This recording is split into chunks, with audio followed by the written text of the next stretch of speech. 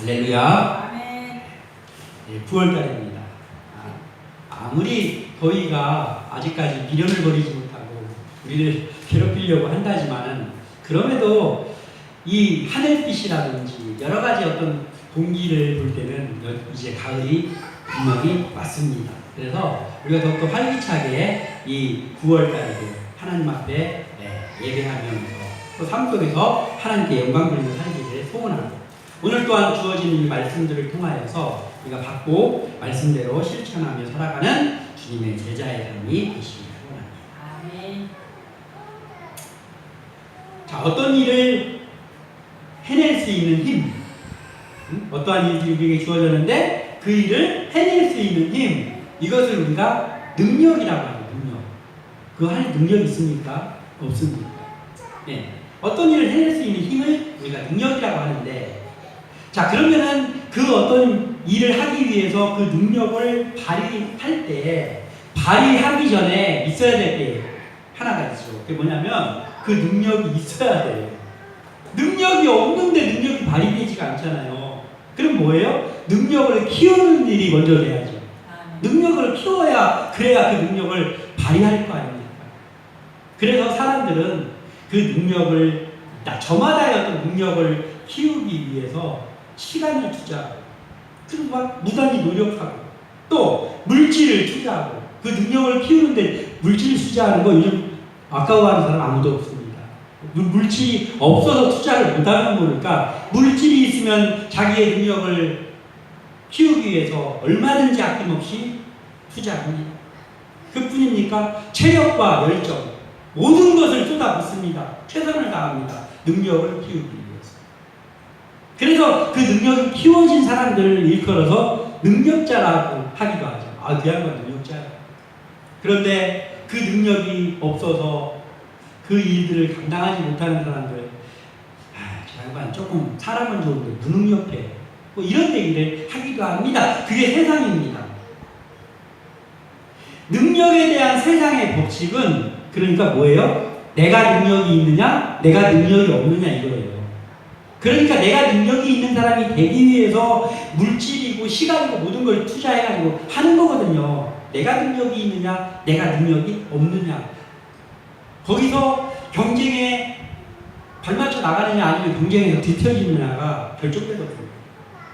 그러면 우리 그리스도인들도 그들과 같이 능력을 키우기도 하고 여러 가지가 필요하죠. 필요한데 세상에서의 그 능력의 기준과 우리 그리스도인들의 능력의 기준이 같냔 말이에요. 그건 다릅니다. 왜 비슷한 면들도 있어요. 우리 그리스도인들도 공부도 해야 되고 뭐 능력도 키워야 되고 합니다. 그거 필요하죠. 그런데 다른 한 가지가 있습니다. 능력의 주체가 다르다는 거예요. 능력의 주체가 달라요. 방금도 얘기했지만 세상적인 법칙에서의 능력의 주체는 뭐예요? 내가 주체예요. 내가 능력이 있느냐, 내가 능력이 없느냐인 거예요. 그런데 그리스도인들의 능력의 주체는 누구입니까? 내가 아니라는 거예요. 그 주체가 하나님입니다. 하나님의 능력입니다. 그럼 뭐 하나님의 능력이 있다가 없다가 합니까? 아니, 그런 얘기가 아니죠. 하나님의 능력은 무한합니다. 그 상태로 항상 있습니다. 충분한 상태로 있습니다. 그 하나님의 능력이 나한테 나오느냐 안 나오느냐가 문제인 거죠. 나의 능력이라고 한다면 그리스도인에게 있어서 능력이라는 것을 논할 때 나에게서 나와야 되는 능력이 굳이 그것을 표현한다면 한 가지가 있긴 합니다. 그게 뭐냐면 하나님이 능력이 능력이신데 그 능력을 나를 위해서 그 하나님의 능력이 행해지느냐, 그 능력이 하나님께서 나오게 하는 그게 나의 능력입니다. 그 능력이 뭐냐? 그 능력이 기도라는 거예요. 그 능력이 기도입니다. 기도는 하나님의 무한하신 능력이 나를 향하여 쏟아져 나오게 하는 힘입니다. 이게 기도예요. 누가복음 11장 9절에서 10절에 많은 말씀이 있지만 그 중에서 대표적으로 예수님께서 너희들 이거 하면 이게 답이다라고 알려준 말씀, 우리가 너무나 잘 알고 있는 말씀입니다. 내가 또 너희에게 이르노니 구하라 그러면 너희에게 주실 것이다. 찾으라 그러면 찾아낼 것이요 문을 두드리라 그러면 너희에게 열릴 것이니 구하는 이마다 받을 것이요 찾는 이는 찾아낼 것이요 두드리는 이에게는 열릴 것이니라. 아멘. 우리가 암송하기도 하고 때때로 찾아보는 너무나 잘 알고 있는 말씀입니다. 그런데 여기에 그 기도의 능력을 활용하는 방법이 예수님께서 알려주셨어요. 뭐냐? 구하라. 이 구하라가 뭐예요? 하나님 앞에 기도로 구하라는 그 구하라거든요. 그러면 구하는 자에게 10명 중에 5명은 능력이 임해 주실 것이고 나머지 5명 기도가 좀 부족하거나 잘못 기도하는 자에게는 응답이 없을 것이고 이거 아니잖아요. 뭐라고 했습니까? 구하는 이마다 받은 것이요 했어요. 구하는 이마다. 왜요? 기도하면 무조건 주신다는 거예요. 그 기도가 합당하다면 무조건 주신다는 거예요. 찾는 사람 무조건 찾는 거예요. 두드리는 거 뭐예요? 하나님의 마음을 두드리는 거예요. 하나님의 마음을 두드리는 게 뭐냔 말이에요. 기도잖아요. 이 기도하는 자에게는 어떻게 하나님께서 열어주시겠다는 거예요. 그러니까 뭐예요? 기도해야죠. 주시겠다는데 하나님이 열어주시겠다는데 기도만 하면 주시겠다는데 우리가 해야지. 기도는 모든 것의 능력입니다. 오늘의 말씀의 제목이 기도의 능력이잖아요. 그래서 오늘 이 말씀을 통하여서 그 하나님의 능력이 우리에게는 날마다 열려지는 그러한 주의 사람들 다 되시기를 소원합니다. 기도의 능력. 첫 번째로 기도는 최고의 감사입니다. 기도가 최고의 감사예요. 우리가 감사하는 방법이 많지요. 그 중에 기도가 하나님께 드리는 최고의 감사가 성경 속에 정말 많은 믿음의 사람들이 있습니다. 많아요. 그런데 그 믿음의 사람들은 하나님의 일을 훌륭히 감당하고 하나님이 기뻐했던 사람들이 성경에 많이 기록되어 있는데 그들의 성격이 다릅니다. 그들이 한 일도 다 달라요. 그리고 그들의 어떠한 하나님께서 주신 달란트도 다 다릅니다. 막 꼼꼼한 사람, 눈물이 많은 사람, 막 장군 같은 사람, 삼손과 같이 힘이 센 사람, 열정이 넘치는 베드로와 같은 사람 많습니다. 다 달라요. 그런데 성격도 다르고 모든 상황도 다르고 다 다른데 이 믿음의 사람들 말씀을 보니까 공통점들이 좀 있어요. 하나님의 사람은 다 이랬네 라는 점들이 있습니다. 그 중에서 가장 두드러지는 한 가지가 있습니다. 이거 하나님의 사람들은 열의 일명 없이 다 이게 있었다 라는 한 가지가 있습니다. 그게 뭐냐면 그들이 특별한 순간마다 아픔을 만나는 순간이든지 또는 기쁨을 만나는 순간이든지 또는 거처를 옮기는 순간이든지 또는 하나님께서 어떠한 다른 임무를 맡기는 순간이라든지 특별한 순간들이 있잖아요. 평범한 때 말고 그 특별한 순간 때 반드시 그들에게 있는 한 가지가 있었는 게 뭐냐면 단을 쌓았고입니다. 단을 쌓았고 뭐예요? 예배했다는 거잖아요. 단을 쌓았고가. 단을 쌓았고가 그 믿음의 사람들에게 있더라고요. 그러니까 이들에게는 특별한 일이 있을 때, 좋은 일일 때만 아니라 좋은 일이 있을 때, 힘든 일이 있을 때, 또는 좋으면서 불안한 때, 그게 뭐예요? 새로운 임무가 맡겨졌을 때 기쁘지만 하나님이 나를 쓰시는구나 하면서 기쁘지만 겁도 나잖아요. 여러 가지가 있습니다. 그때마다 단을 쌓고가 있습니다. 믿음의 사람들은 다 하나님 앞에 그럴 때 예배했구나. 예배하면서 뭐예요? 기도했구나. 이걸 알 수가 있는 거예요. 그리고 때로는 하나님께 그 예배하면서 감사의 찬송을 드리기도 했구나 라는 거예요. 13절 상반절에 이렇게 기록하고 있습니다. 13절을 같이 읽겠습니다. 시작. 너희 중에 고난을 당하는 자가 있느냐? 그는 기도할 것이요. 즐거워하는 자가 있느냐? 그는 찬송할지니라. 아멘. 자, 고난당하는 자에게 지금 뭐라고 권면합니까? 기도할 것이요 라고 합니다. 고난당하는 자에게 기도하라. 세상 사람들의 기준으로 봤을 때 또는 예수를 믿지만 믿음이 없는 사람들의 기준으로 봤을 때 이 말이 맞습니까? 약 올리는 것도 아니고 내가 지금 고난당해서 죽을 것 같은데 그런 사람은 기도할 것이요. 이 뭡니까 이게? 하나도 감흥이 없는 얘기입니다. 이 말은 그 기도의 능력을 믿지 않는 사람들에게는 뭐예요? 시간 낭비하라는 명령이잖아요. 이게 안 됩니다. 시간 낭비, 고난당해가지고 지금 힘든 가운데 있을 때의 기도는 시간 낭비라고. 뭐라도 해봐야 되는데 무슨 기도를 하고 앉아있어. 말도 안 되는 얘기를 하고 있어. 그런 상황입니다. 그러나 이게 상황에 맞지 않는 말인데, 이 상황에 맞지 않는 그 고난 중에서의 기도를 할 때, 그 고난 중에서 기도를 했어요. 그러면 한 가지가 나타난단 말이에요. 뭐가 나타나냐면 내가 참 그리스도인이라는 증거가 나타나요. 내가 참 그리스도인이라는 증거는 아무 일도 없는 태평할 때 다 감사할 수 있고 다 할 수 있습니다. 그러나 진짜로 힘든 그 고난이 다가왔을 때 그럼에도 불구하고 그가 기도의 자리에 내려가서 기도를 합니까? 참 그리스도인이라는 증거입니다. 아무나 못합니다. 인력으로 안 됩니다. 이게. 하나님에 대한 믿음이 자기 삶에 가장 중요한 영향력으로 정해져 있는 사람만 가능하다. 자, 우리가 사람과의 관계에서도 그러잖아요. 힘든 일이 있을 때 누구한테 제일 먼저 알립니까? 가장 친한 사람만 알리잖아요.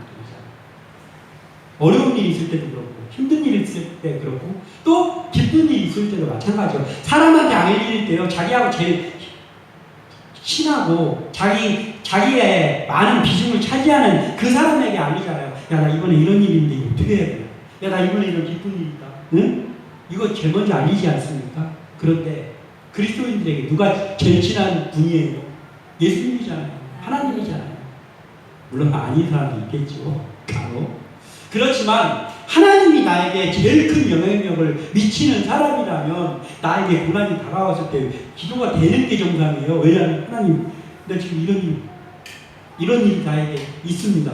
어떻게 해야 돼요? 하나님 해결해 주세요. 이게 기도잖아요. 그걸 안 한다고요? 하나님하고 아직까지 늘 친한 거예요. 시간 낭비가 아닙니다. 그리스도인에게, 진정한 그리스도인에게 고난 중의 기도는 시간 낭비가 아니라고. 반드시 하는 거, 자동적으로 나오는 거예요. 자동적으로 나오는. 우리에게는 이게 자동적으로 나오는 기도의 사람을 되시겠어요. 그런데 사람의 능력으로는 안 돼요. 내가 그럴 때 그렇게 하고 싶어도 마음이 안 가는 걸 어떻게 합니까?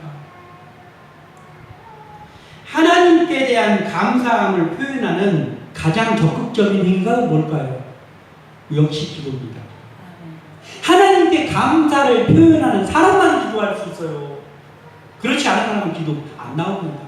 사람들한테 축하전화 이런 거 돌리기가 바쁘지 하나님 앞에 기도가 먼저 안 나온다고요. 네, 실천은 잘 안 돼요.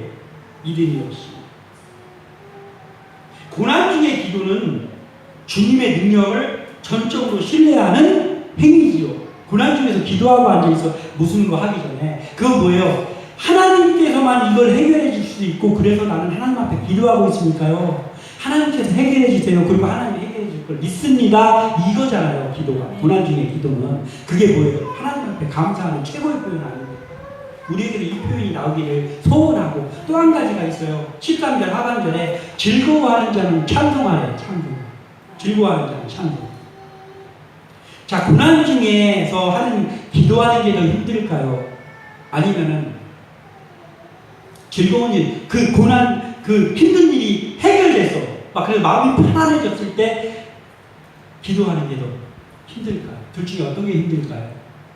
웬만한 일일 때, 그렇잖아요. 웬만한 일이야. 그냥 좀 힘들긴 하지만 웬만한 일일 때는 고난 중에 기도하는 것이 어렵습니다.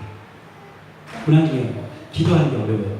그런데 그 찬송하는 게 좀 쉽다는 거죠. 즐거울 때 찬송하는 것이. 그런데 진짜로 힘든 일이나 진짜로 기쁜 일일 때 극도로 힘들어. 그리고 극도로 기뻐. 그럴 때는요. 고난 중에 기도하는 게 좀 더 쉬워요. 왜냐하면 지푸라기라도 잡는 심정이거든요. 내가 진짜 죽게 생기면 뭐라도 잡아야 되잖아요. 그래서 안 믿는 사람들이 막 천지신령 차렸다가 하나님 차렸다가 다 하잖아요. 안 믿음이 없는데도. 진짜로 힘든 일이 있을 때는요. 고난 중에 기도하는 게 어쩌면 조금 더 쉬워. 감사하는 게 훨씬 어렵습니다. 즐거운 일, 막 너무 즐거운 일이 있을 때 감사하는 일이 의외로 잘 안 돼요. 믿음이 없이 안 됩니다. 그래서 그것 때문에 세상에 말도 있어요. 속담이 있잖아요. 화장실 갈 때와 나올 때가 다르다. 이게 왜 그렇습니까? 사람이 상황에 따라서 태도가 바뀐다는 거잖아요. 막 급해가지고 막 힘들어가지고 막 할 때는 막 나 좀 도와줘 막 하면서 했다가 그 일 해결하고 나면은 감사합니다 이거 할 것 같잖아요. 그런데 감사 안 하고 그냥 가버려. 진짜 힘들다 이제 살 것 같네. 그리고 가가지고 자기 막 즐기러 돌아다닌단 말이에요. 성경에도 있잖아요. 누가복음 17장 17절에서 19절에 정말 이거하고 딱 맞는 한 사건이 나옵니다. 예수께서 대답하여 이르시되 10사람이 다 깨끗함을 받지 아니하였느냐 그 9은 어디 있느냐 이 이방인에게는 하나님께 영광을 돌리러 온 자가 없느냐 하시고 그에게 이르시되 일어나 가라 네 믿음이 너를 구원하였느니라 하시더라. 아멘. 이 말씀을 제가요 읽을 때마다 그리고 저번에 수요일 때도 요 내용이 있어가지고 다른 적이 있는데요. 저는 이 말씀을 다 이렇게 읽을 때마다 느껴진 게 뭐냐면요. 그 예수님의 섭섭함이 느껴져요. 예수님의 섭섭함이. 야, 내 10명 다 모셔줬잖아. 다른 나머지 9명 어디 갔냐? 나 서운하네. 예수님이 서운해 하시는 모습이 이 말씀에서 느껴지더라고요. 제 10명이 우리가 다 알잖아요. 이거. 여기 있는 분들은 다 알잖아요. 나병 환자들이 사람들이 있는데 가까이 가면 안 돼요. 왜냐하면 돌로 쳐서 그들을 맞춰도 죄가 안 돼요. 그러니까 부정한 사람들이기 때문에요. 사람들이 없는 곳에서 살아야 돼요. 근데 이때 예수님이 어디에 그러니까 이들이 예수님의 소문은 들었잖아요. 예수님이라는 분은 병도 고치고 그분이 기도했더니 죽은 사람이 살아났대요. 근데 이들이 거기 갈 수가 없잖아요. 예수님 옆에 갈 수가 없잖아요. 얼마나 막 이 사람들이 간절했습니까? 나병이 걸렸는데 지금으로 말하면 한센병이잖아요. 살이 썩어 들어가는 병.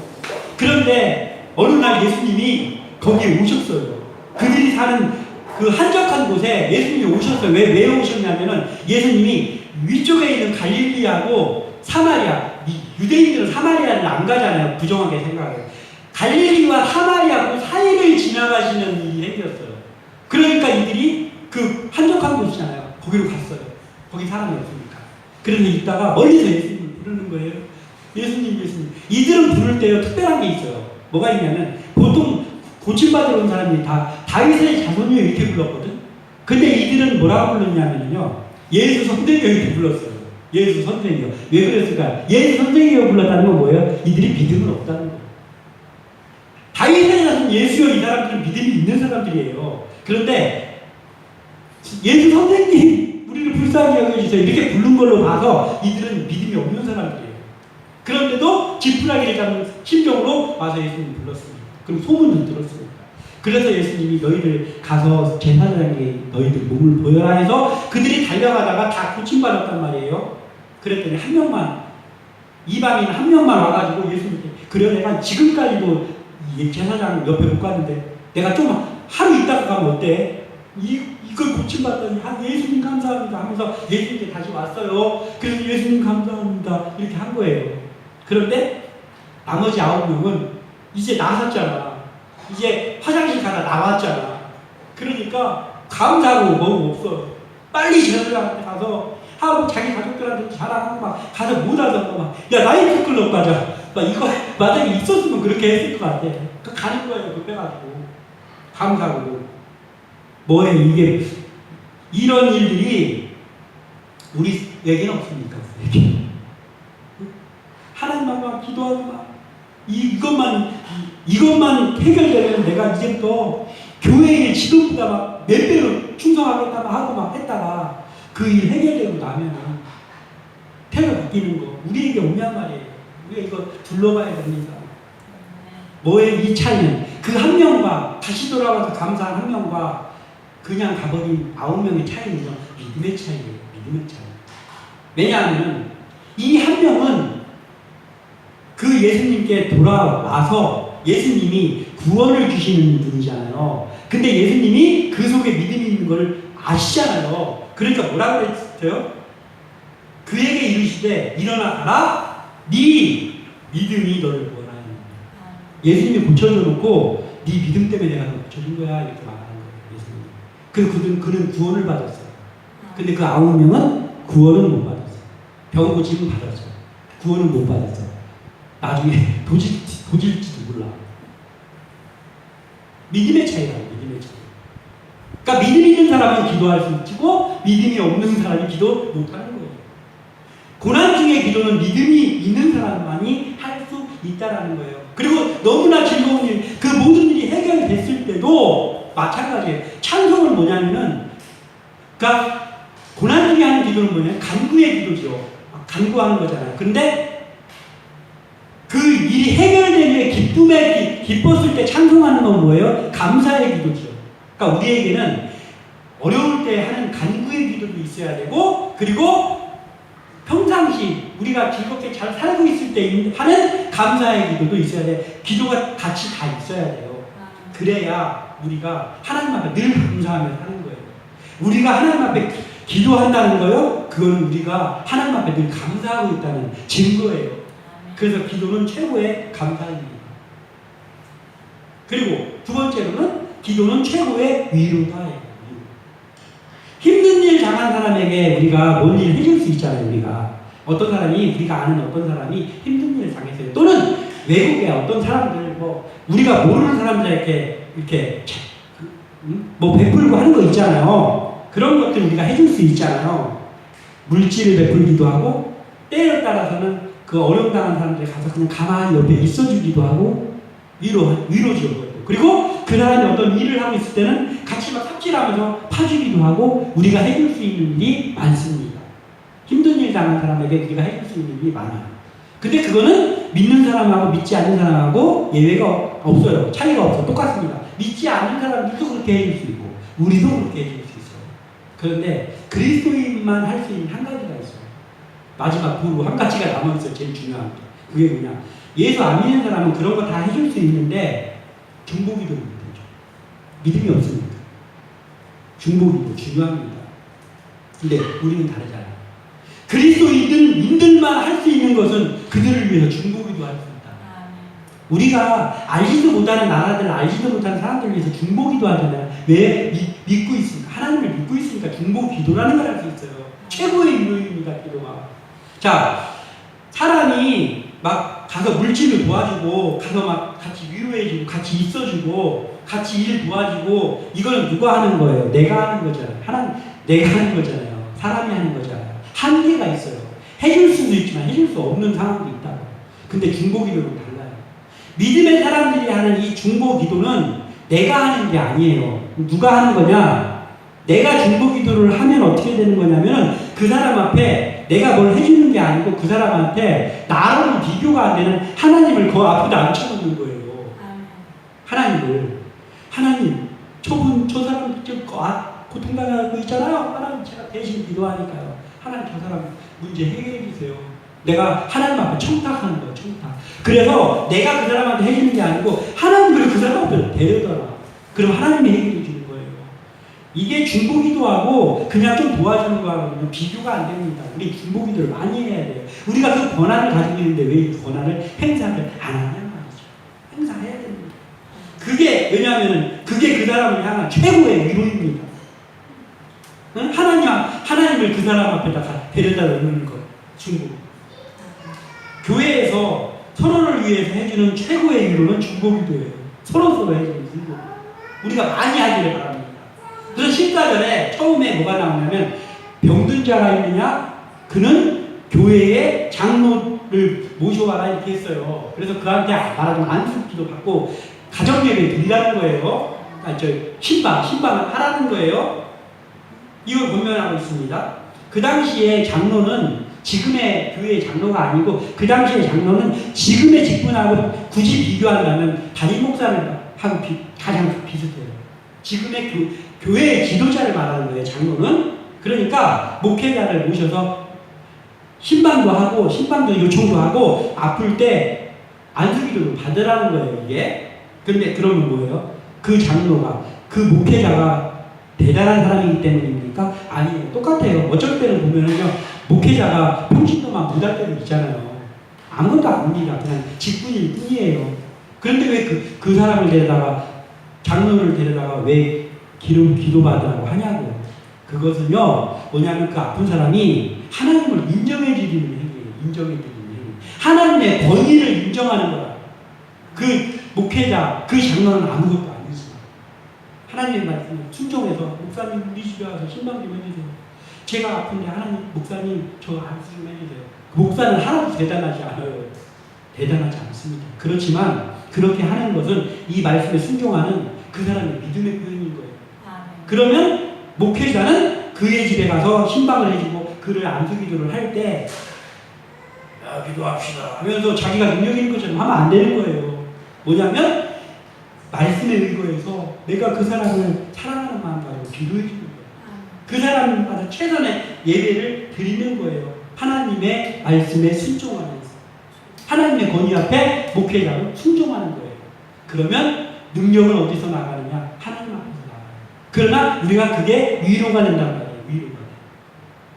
마태복음 18장 19절에서 20절에 진실로 다시 너희에게 이르노니 너희 중에 두 사람이 땅에서 합심하여 무엇이든지 구하면 하늘에 계신 내 아버지께서 그들을 위하여 이루게 하시리라. 두세 사람이 내 이름으로 모인 곳에는 나도 그들 중에 있느니라. 아멘. 예수님의 말씀입니다. 그러니까 두세 사람이 땅에서 합심하여 기도하면 그리고 누구를 위해 중보기도 해주면 그러면 하늘의 아버지께서 그거를 보시고 어떻게 한다고요? 이루어 주신다고. 그들의 그 기도하는 걸 보고 이루어 주신다. 그리고 두세 사람이 주님의 이름으로 모인 곳에 나도 그들 중에 있는데 나도가 누구예요? 예수님이 그들 중에 있다는 거예요. 우리가 그렇게 할 때 예수님이 우리 중에 있겠다고요. 그러니까 우리가 그렇게 하면 예수님이 우리 중에 와서 우리를 위로해 주시는 거예요. 병이 낫게 위로해 주시는 거예요. 그거 해야 돼요. 중보기도는 반드시 해야 돼요. 하나님이 기도하는 하나님의 사람들과 함께 하신다는 거예요. 합심기도, 중보기도하는 그곳을 기뻐하시고 같이 계신다는 거예요. 하반절에 14절 하반절에는 주의 이름으로 기름을 바르며 기도하라고 되어 있습니다. 그 장로는 그 아픈 사람은 그 목회자를 오시라고 해서 기도를 받고 그리고 그 사람은 장로는 가서 기름을 바르면서 기도해 주라는 거예요. 그런데 그 당시에 유대도 그랬고 그 주변의 나라들도 아픈 사람을 무슨 기름인지 막 이게 이게 조금 연고 같은 느낌의 어떤 조금 상처를 낫게 할 수 있는 기름이 있어서 그 기름을 바르는 게 의료 행위였어요. 의료 행위였는데 그런데 사실 지금 이 말씀 속에서 모셔다가 그 장로를 모셔다가 기도하는 이게요. 그 기름을 바르는 행위 자체가 중요한 게 아니에요. 그러니까 그건 그냥 후신이 발라주는 거예요. 엄마가 애기가 어디서 여기 다쳐갖고 왔잖아요. 오면 엄마가 거기다가 후신 이렇게 마데카솔 발라주면서 호흡 불어주고 막 기도해줬어. 그러면 애기가 울음 멈추고 웃잖아요. 그럼 뭐예요? 후신 때문에 웃습니까? 아니에요. 위로가 돼가지고 웃는 거예요. 그리고 고쳐주는 건 후신의 약효 하나님이 주셔서 하나님이 고쳐주는 거예요. 그러니까 기름을 바르는 그 자체의 행위는 별것도 아니라고요. 그럼 뭐가 중요한 거냐면요. 왜 기름을 바르면서 기도하라 했냐면 그 목회자가 기름을 바르면서 그를 기도할 때 그 병든 자가 위로받잖아요. 그리고 간절히 기도해 줄 때 고쳐주는 건 하나님께서 고쳐주시는 거예요. 그러니까 우리가 가서 그들을 위로하면서 중보기도 해줄 때 그들을 정말 위로하는 마음 가지고 하라는 거예요. 기도해주는 사람은 최선의 기도를 해주고 그리고 그 병든 자는 순종하는 마음 가지고 그것을 하고 그러면 거기에 위로가 임하고 그리고 나음이 임하고 그리고 하나님의 위로도 임한단 말이에요. 근데 이것을 알고 우리 교회에서 이러한 중보기도 합심기도가 넘쳐나기를 소원합니다. 그리고 또 이 중보기도에는요 이중적인 응답도 있어요. 이집트 뭐냐면은 마태복음 10장 12절에서 13절에 또 그 집에 들어가면서 평안하기를 빌라. 그 집이 이에 합당하면 너희 빈 평안이 거기에 임할 것이요 만일 합당하지 아니하면 그 평안이 너희에게 돌아올 것이다. 이게 뭐냐면 이런 거예요. 가서 누구를 위해서 중보기도만 해줘요. 우리가 중보기도를 해줬어요. 근데 그 사람이 그 중보기도가 임할 그러한 믿음을 가지고 있는 사람에게는 임한단 말이에요. 내 중보기도의 응답이.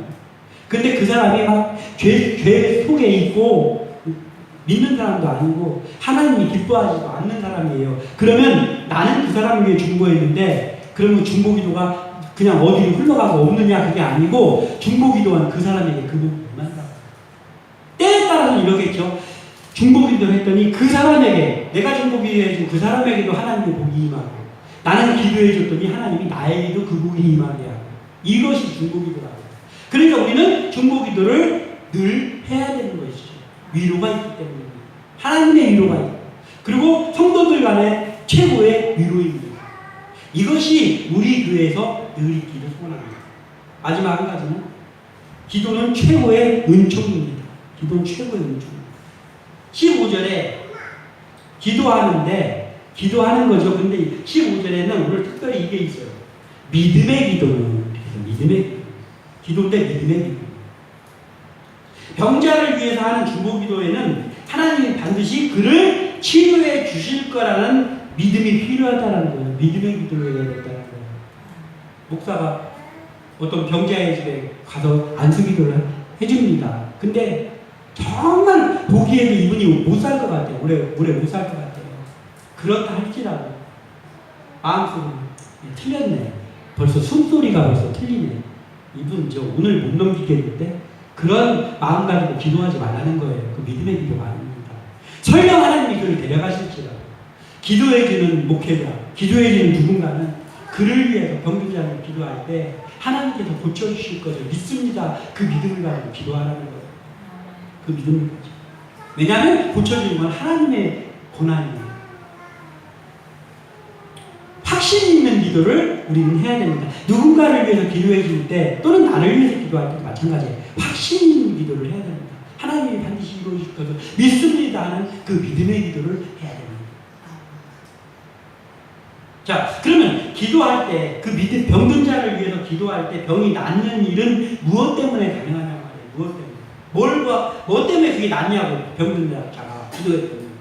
병든 자가 낫는 일에 믿음이 중요한 거죠. 믿음의 기도가 중요하죠. 그런데 그 나음이 가능하게 되는 이유는 뭐냐면요. 하나님의 은총 때문이라는 거예요. 하나님의 은총. 하나님의 은총이 뭡니까? 하나님이 사람을 향한 무조건적인 사랑이 은총이잖아요. 은총에는 사람의 뭐가 하나도 들어있지 않고 그냥 하나님이 나를 사랑하는 거예요. 그냥 하나님이 무조건적으로 사람을 사랑하는 걸 가지고 은총이라고 그러잖아요. 그러니까 사람의 노력이나 이런 게 사실은 필요 없는 거예요. 하나님의 일방적인 거예요. 사람이 무엇을 행한 대가로 하나님이 네가 나한테 열심히 기도했으니까 내가 네 병 고쳐줄게 이게 아니란 말이에요. 하나님의 우리를 향한 사랑에 의한 이 은총 이것 때문이라는 거죠. 우리에게 있어서 가장 큰 은총은 이거잖아요. 우리가 구원받은 거. 늘 강조하잖아요. 우리가 구원받은 것이 하나님의 은총 중에 가장 자격이 있습니까? 아무것도 없잖아요. 아무것도 없는데 하나님이 나를 사랑하여 주셔서 나를 구원해 주셨어요. 이게 은총이죠. 은총. 응? 은총은 뭐냐면요. 하나님의 일반적인 건데 그런데 이게 있어요. 우리가. 뭐가 있냐면 이런 하나님의 은총의 마음이 우리를 향하게 하는 그게 있어요. 조금 우리가 할 수 있는 뭐 하나가 있다면 조금 뭐가 있는데 그게 기도다. 기도하는 자에게 그 은총이 임한다니까. 그래서 우리가 기도해야 되는 거예요. 근데 이거예요. 잘 알아야 되는 게 이게 뭐냐면 우리가 기도했더니 그 기도의 대가로 하나님이 뭔가 기도를 들어주는 게 아니라 그냥 하나님의 은총인데 이거예요. 나는 하나님 앞에 기도를 하고 믿음의 기도를 드리면 하나님의 귀에 그 기도가 들려져가지고 하나님께서 대가가 아니고 하나님이 얘 도와줘야 되겠구나 이 마음이 여기서 쏟아져 나오는 거예요. 하나님께서. 그게 은총입니다. 기도는 최고의 은총입니다. 하나님께서는 우리에게만 말씀대로 살아라 이렇게 명령하지 않고 하나님도 스스로 말씀을 지키시고 살아가고 계시잖아요. 그래서 성경에다가 하나님께서 말씀을 많이 주는 이유가 뭐냐면은 하나님의 은총이니까 하나님이 주는 사람 안 주는 사람 하나님의 권한이잖아요. 근데 하나님이 말씀으로 미리 다 약속을 해놔버렸어요. 근데 하나님도 말씀을 지키셔. 그러니까 구하는 자에게 주실 거다 이렇게 하나님 못 박아놓으셨어. 그러니까 내가 기도하면 안 주실 수가 없잖아요. 하나님 이미 약속을 해놨으니까. 그러니까 하나님의 은총이 글로 내릴 수밖에 없단 말이에요. 기도하는 자에게.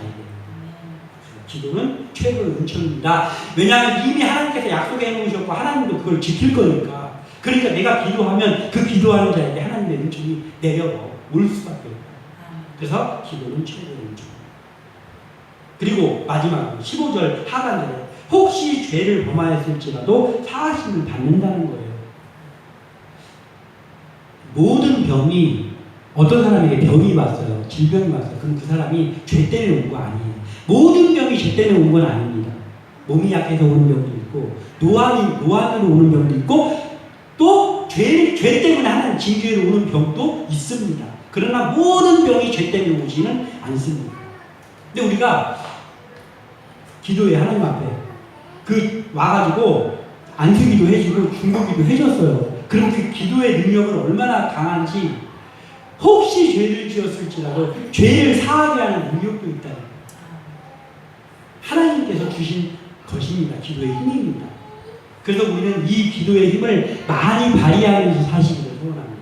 우리 교회에는 합심 기도가 넘쳐나고 중보 기도가 서로를 향한 중보 기도가 넘쳐나고 그리고 우리의 삶의 현장에서 늘 하나님 앞에 기도하는 그래서 기도의 능력이 늘 함께하는 우리 한 사람 한 사람 우리 교회 되시기를 주님의 이름으로 축원합니다. 기도합니다.